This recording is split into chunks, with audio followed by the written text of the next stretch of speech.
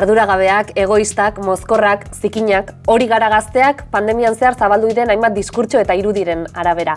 Baina zer dago horren atzean? Zergatik ez digute inoiz guri zuzenean galdetu? Kontuan hartu gaituzte? Ane Zuazu bizkar naiz, ongi etorri zulora.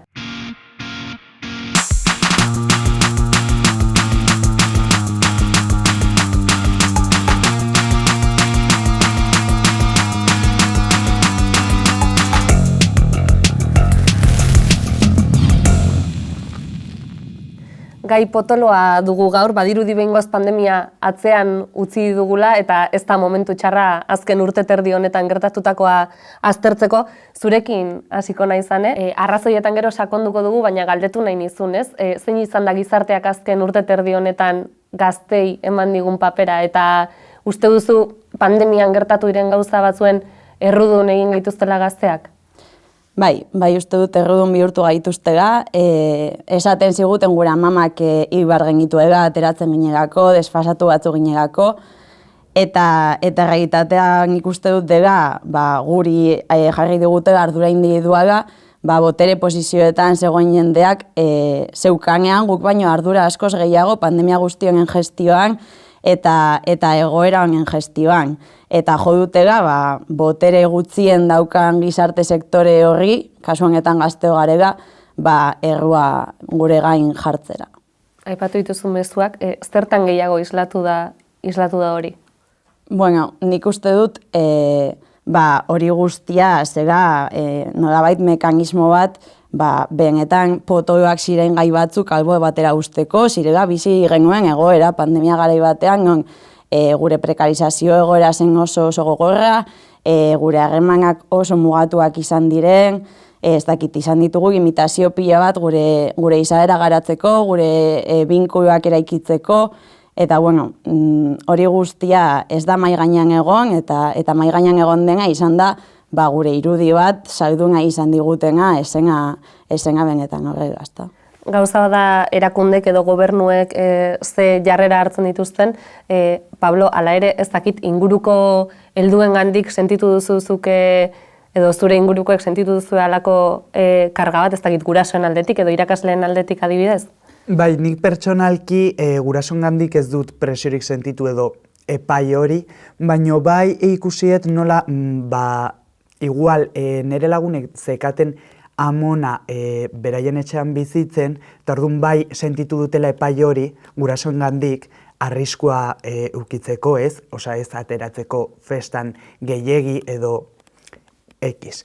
Orduan, bai hemen sartzen dela baita ere errenta gutxiko familien arazoak, ze azkenean ez da berdina, etxe handi batean bizitzea pandemia garaietan edo etxe txiki batean bizitzea zure amonarekin, gurasoekin, osabarekin.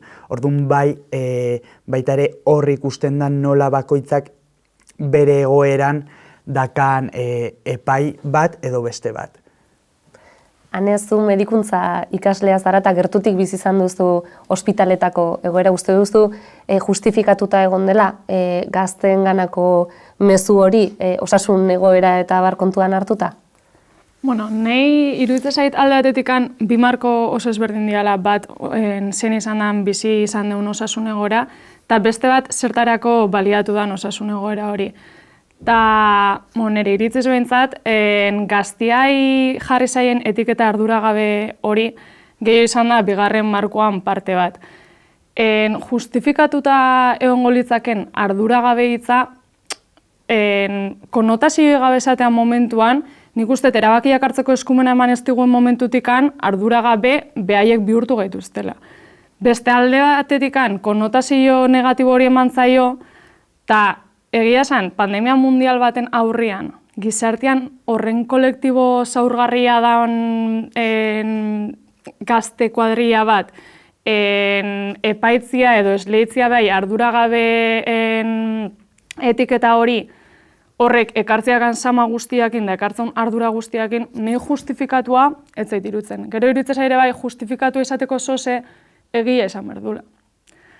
Ta pertsona batzuk induen o eukituen jarrera konkretu batzugatikan, zehetzait iruditzen ez pertsona horiek denbora guztian erreproduzitu dituen jarrera dianikan, hori egi osotzat hartzia kontuan izan gabe gazteak beak eukidun konpromesu soziala eta benetan eukidun implikazioa hontan, nei ez zait egokia iruditzen.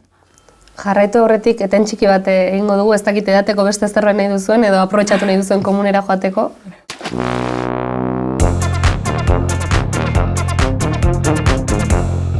Badakizu zer gogorarazten didan honek? Konfinamendua, komunean isten nintzen zurekin hitz egiteko, eta grifoa irekita kanpotik dena entzuten data. Gurasoak ladoseko dokumentalei begira mantapean xirriak egiten, eta ni ezkutuan. Gero esango dute denok sakrifizio berdinak egin genituela. Hitz egin dugu gazteak errudun jotzeaz, beste gauza bada ea pandemian arauak eta mugak jarri dituztenean gazteon beharrak edo gazteon errealitatea kontuan hartu ote duten. Zein da zuen iritzia, kontuan hartu gaituzte? Nik esango nuke ezetz, baina batik bat, ez dialako kontuan hartu behar dazkan, gazteak beak eukiditzazken beharrak. Ta behar hoiei ez zailako irtenbide bat eman 2 urte osotan. Ulertze irizteak hau, nik uste denak ulertu deula hasiera batean ez zala prioritate bat beharrak asetze hori, baizik ez jakintasun egoera batei buelta ematea, baina 2 urtetan ez egotia momentu bat gehatzeko eta irtenbide bat sortzeko edo ate batzuk irekitzeko nun gaztiak espazio bat eduki dezaken soziabilizatzeko eta elkarrekin egoteko edo baliabide batzuk behintzat, nahi kezkagarria egite zait. Gero kontuan hartu berdare bai, eskakizunak o bete beharrak bere hortan mantendu dituztela gaztean hau da, eskola, lana, presio hori guztia horre onda. Ta aisialdirako espazio ikanetzaio eskaini, orduan balantza hori ez da horrekatuta gehatu. Ez dakitzuek nola bizi izan duzuen hori? Nik oso gaizki bai, esan duenagatik. Azkenean gure aisialdia kanpoan utzi dute. Gure sozializazio guneak ez dira, privatizatu dira, ez digute utzi.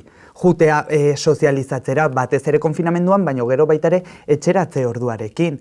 Marretan etxeetan, baina eske gazteok ateratzen geha gauetan sozializatzeko. Ez ditugu sozializazio guneak. Ez geha jungo gazteak gelditzera arratsaldeko 6 liburutegi batera.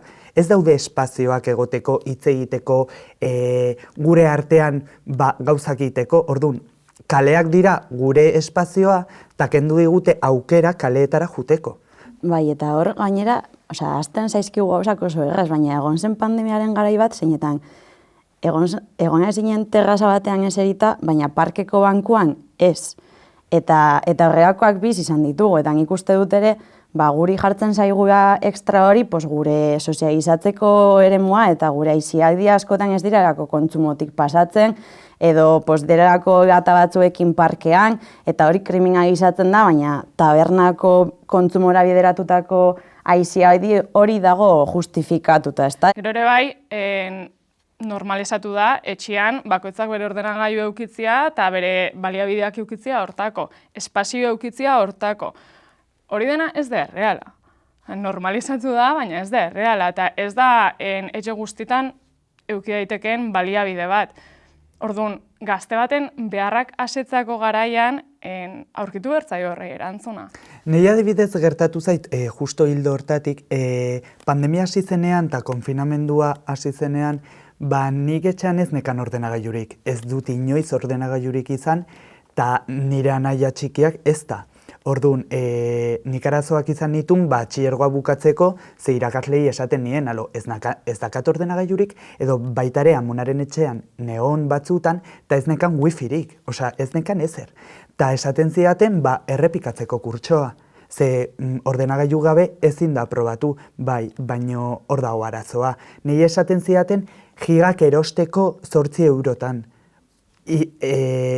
Ikastola publikotik, horregatik, nik hor ikusten dut nola baitare, adina kontuan izan behar dugu, baina baitare klase soziala, ze ez da berdina. Prekarietatea gazte guztiok sufritzen dugu prekarietatea, baina ez da berdina klase altukoek eta klase baxukoek sufritzen duguna. Ze zuk aldezu dirua euki taberna batera juteko, baina igual batzuk gelditu behar kalean kaina bat edaten, lata bat edaten.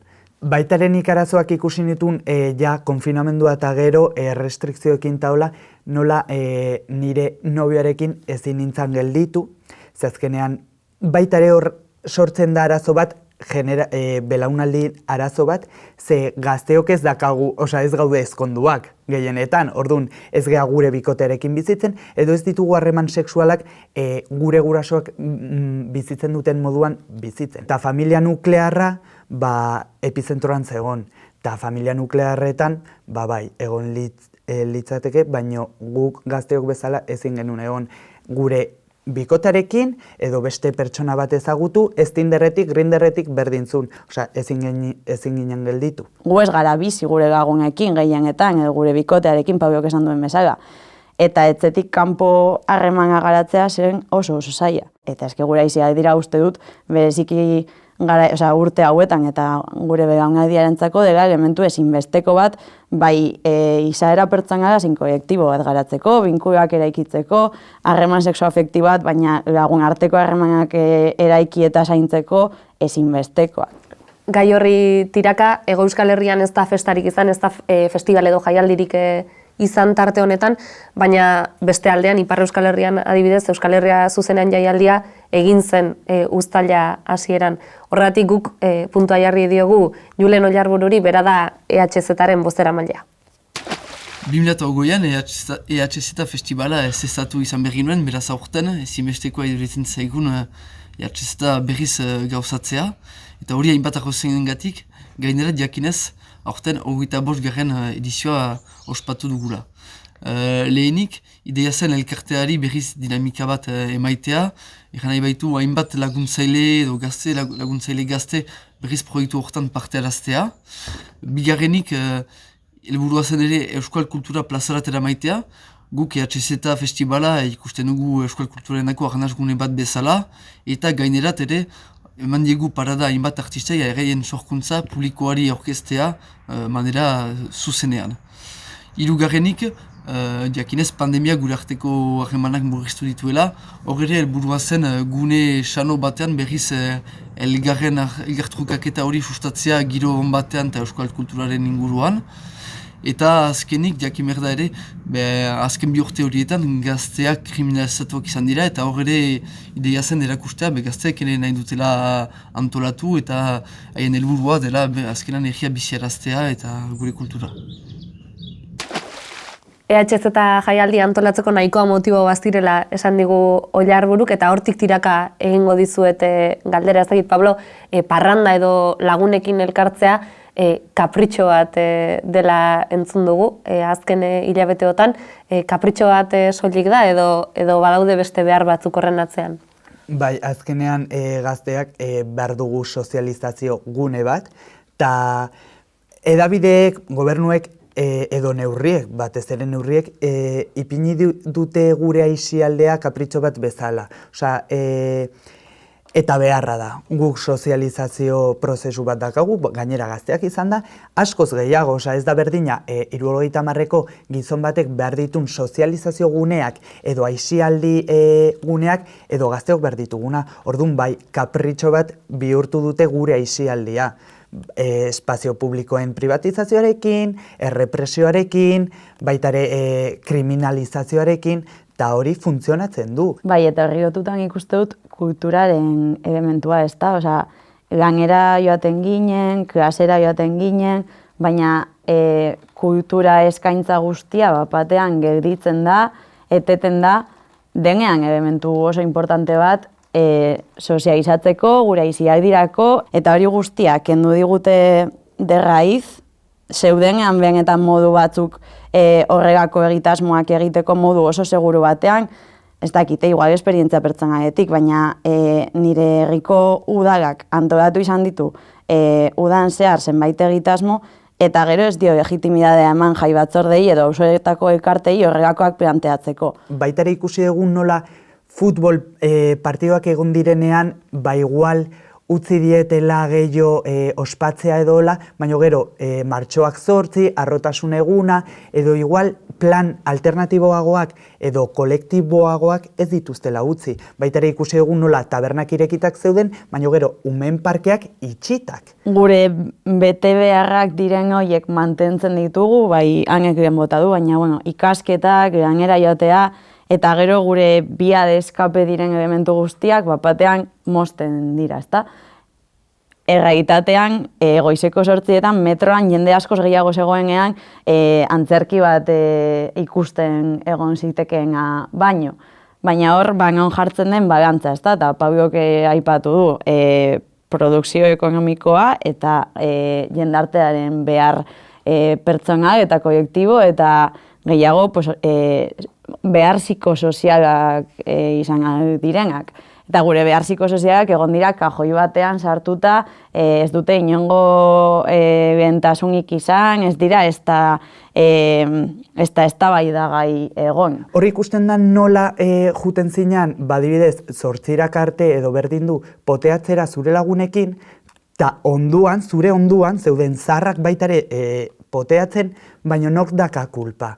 Osa, nork daka koronavirusaren kulpa. Gazteok edo zaharrak. Ze zaharrak hor zeuden baitare, tabernetan, kaleetan, berdintzun. Orduan, egin gaituzte koronavirusaren errudun maksimoak, baino jende guztia poteatzen zuen, ateratzen zen kaletik, edo lanera juten zen. Eta kutsatze gehienak laneetan gertatzen ziren, ez tabernetan, ez festetan. Orduan, hor baitare arazoa ikusten dut, nola gazteoi errudun sentimendu hori inposatu gaituzte, eta gero beste adinekoei ez. Bai, eta nik uste hor oso importantean kontua dela zuk esan desunakin lotuta, parranda ez, baina tabernan irekiera edo terrazatan egoteko aukera hori saldu zaigula pixkat eskubideak bueltau izan balizkiguek bezala. Eta neken duizkasun eskubide guztiak, ez dizkazu bueltau terrazatik hartzeagatikan edo kaina bat hartzeko aukerat sortzeagatikan. Ze hori zuek nahi izan dezuelako eta zuei ondo etorko zaizuelako sortu ezu esparru hori. Baina nik esparru pila bat galdu ditut. Nun izan daitezken asambladak, bilguniak, gure identitatea garatzeko eta guk ikasteko zein antolatzeko sortutako espazio horiek. Eta esparru horiek erabat itxi dituzte, gazte lokalak ere azkenengo aukera bezala kendudan neurri bat izan da, edo guztiak entziakin batea, aurretikan ez da planteatu gaztei behaien lokala hueltatzea edo behaiek harremantzeko lokala hueltatzea, eta oso garrantzitsua ez eroitzia igual trampa hortan, benetan gure eskubideak ez ditugula lortu parranda hueltatu dalako. 3 ikuspegi jaso ditugu hemen, baina zulora haize fresko pixka bat sartzeko portillo bidali dugu iritzi gehiagoren bila, entzun ditzagun bera jasotakoak aurrera Julen. Kaixo, Julen Portillo naiz eta hemen gaude zulotikat. Parrandan bakarrik pentsatzen omen du gazteak, baita pandemiaren gogornean ere. Baina parrandataz hitzeitean soilik alkolaz eta drogaz ari gara. Guazen zerbait hartzera, galdetzera. Pandemia garaian parranda batea zehazte? Bai. Azpeitikoak bastante? Bai, hor parranda natulon da. Ez. Oraindik ez. Ez errez? Ez errez. Bai, ata naiz. Ez. Bai, binuz asko. Bai, ata egin naiz. Gero izkutatzen ginen pixkat kalian, etortzen bazen polizia, korrik arazten ginen, eta horrela ibili gara. Gaiztokeitan ibili zea ordu, Bai, pixka bat, bai. Eta zure ustez parranda zer da, kapritxo bat edo behar bat? Beharra. Behar ez duzu behar bizitzeko parrandatzen, baina ondo dago. Kapritxo bat bezala hartuko, no? Gu gaude egun guztia ikasten, edo lanian, edo zer gauza egiten, eta gero denbora librean pixka bat disfrutatu gara geu, ez? Da kapritxo, baina adin honetan da nola gure beharra, ez dakit. Beharrezko kapritxo bat, orduan. Bai, hori bai. Biak, guai dago, baina... gaizki dago egite, baina mundu guztia egin du, gure... Gaizki dago egitea? Ez. Eta zertarako atatze geha parrandara? Ondo pasatzeko eta lagunak ikusteko, eta gero etxean ez egoteko, zatik behar duzu pixka eta izi hartu ere, bai. Eta liadina pixka hartzeko, ja, que estamos, no? Bai, hori ere ondo etortzea. Komunikatzeko eta ondo pasatzeko. Unibertsitateko gauzakina pixka eta aztea. Jo, ondo pasatzeko, jendarekin egoteko. Sozializatzeko eta egunerokotasuna alde batera uzteko. Zuk liada handia gartzituzu? Bueno, bai, batzutan, bai, beti. Bai, nota benti. Eta gaur atako zea parrandara? Gaur ikasin berda. Responsable. Gaur ez, azterketa azkaula ja. Eta gaur parrandengo zua? Bai. Ba, oso ondo pasa. Eskerrik asko. Bueno, agur. Gaiaren alde delikatu bati helduko diogu orain, baina behin honi buruz hitz egiten hasita ezin dugu aipatu gabe utzi. Hane, ez dakit, zergatik jarri da halako karga gazteon aisialdiaren gainean edo zer dago horren atzean? Nik uste dut, dela simplemente gai bati ematen diozunean zentralidade guztia, denean portada, denean TV berriaren irekierako mezu hori, ez duzula beste gauza batzu eta hitz egin behar. Eta beste gauza batzuk, igual guk, uste dut, ados egongo garela, ebentasunezkoak diren gai batzuk ez dituzu hitz egin behar, eta beraz zure arduratik, eta uste dut, botere posizioetan dagoen jende horrek ardura bat daukala, herritarrok edo gazteok izan dezakeguna, baino asko handiagoa botere posizioetan egoteagatik, uste dut, ardura horretaz ez dela hitz egiten, ez da zalantzan jartzen, ez da tabernako gai zentrala da egunkarietako portadetan agertzen den hori, da sozialki bentasunezko gai bihurtzen duten hori, eta hori kasu honetan izan da gazteon jarrera pandemian zehar. Ados daudean, Bai, nik uste ez dela estrategia berri bat, ez da pixkat estrategia hoia estruktura bihurtu zaigula, eta badala modu bat gauza batzuk ez badia nahi argitaratea eta itzalian utzi nahi badia, fokoa beste nunbait jartzia. Eta fokoa kasu honetan gaztiak izan geha, modu batea ez daulako ere hitzik euki, esertan. Eta ez zaigulako entzun, orduan fokuan jartze baezu mutututa dakasun sektore bat edo kolektibo bat oso zaila da hortikan kontra ondorio bat o albo kalte bat eukitzea behaiek. Pablo, zuk salatu izan duzu kontrol asko egin dizkizutela pandemia garai honetan. Azkenean baita ere gertatzen da, hau krisi guztitan gertatzen da, 80 hamarkadan IESarekin gertatu zen marikekin adibidez, edo sektore marginalizatuetan, ez? Esan nahet, gertatzen dena da, nola birusa ez dugu ikusten, bazkenean gizarteak bilatzen du errudun bat. Errudun fisiko bat ikusten dena edo kritikatu dezakeguna, ze beharra dakagu horretarako. Ikuste dut, pandemia itzakia bat izan dela presentzia poliziala areagotzeko izugarri. Bereziki gauez eta bereziki boteioietan, eta ikuste dut ezin dugu inoiz normalizatu boteioi bat disolbatzeko beltzak etortzea eta karga bat egotea, hori ez da inoiz legitimoa izan eta gaur egun jarraitzen du legitimoa izan gabe, baina ikuste dut ere, balio izan duela polizia presentzia kalean areagotzeko pila bat. Eta nigoratzen dut deskonfinamendu garaitik ona, etengabe municipalak eta ertzaintza egon dira kalean, patrulla pila bat, zuere gindoazen maskaria ondo jarrita, ez daukatu datarik, ez nago ezer ilegala egiten, tentzio batean bizi gara gaur egun, eta eske zuk diozuna, larun bata da, zaude lagunekin trago bat hartzen tabernan, ez dago inongo arazorik, dago jende pila bat, izten dute taberna eta orduan hasten da arazoa. Eta nik uste dagoela lotuta lehen aipatzen egon garenarekin. Eta ni ados ere Pabiorekin, adibidez Bilbon, nahiko esanguratsua da, zeran desarrean presentzia polizia den ikaragarria, osea, sartzen dira arratzadeko zazpiretan ja markaje bat egiteko, gero tabernak izten direnean mundu guztiak jakin desan hor daudela. Baina adibidez beste espazio batzuetan, Indautzun edo San Mamese inguruan partidua egon denean, malgutasuna horregako jende pilaketaretarako izan da asko handiagoa. Bai, nik uste normalizatu daula ere bai polizian presentzia hori gaztian artean da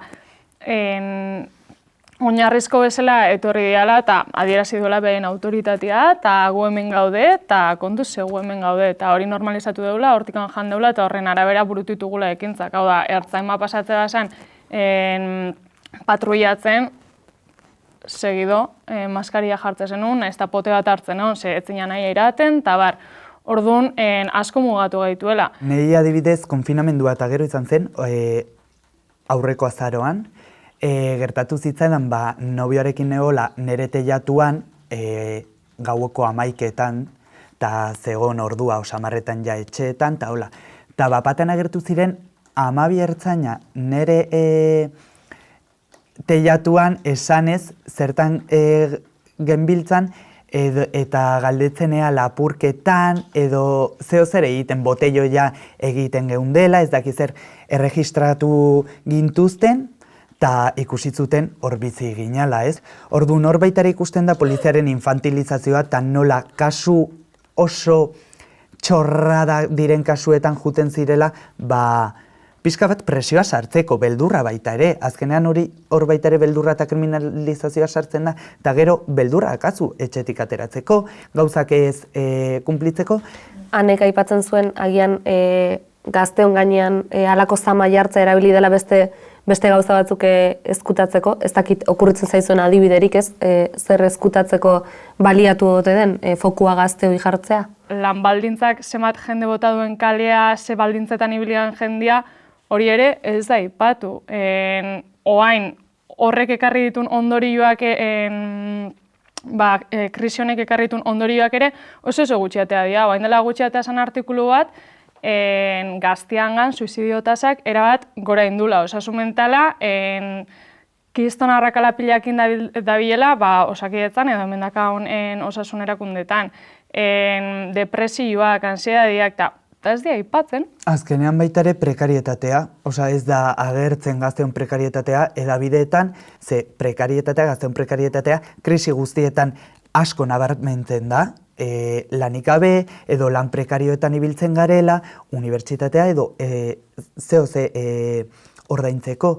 Orduan bai, hori ikusten dut nola utz gaituzte errudun bezala, eta hor baita ere jendeak ikusten du edabiden bitartez batez ere zarrek nola merezi dugula prekarietate hori. Azkenean, gaizki konportatu gea, eta merezi dugu prekarioak izatea.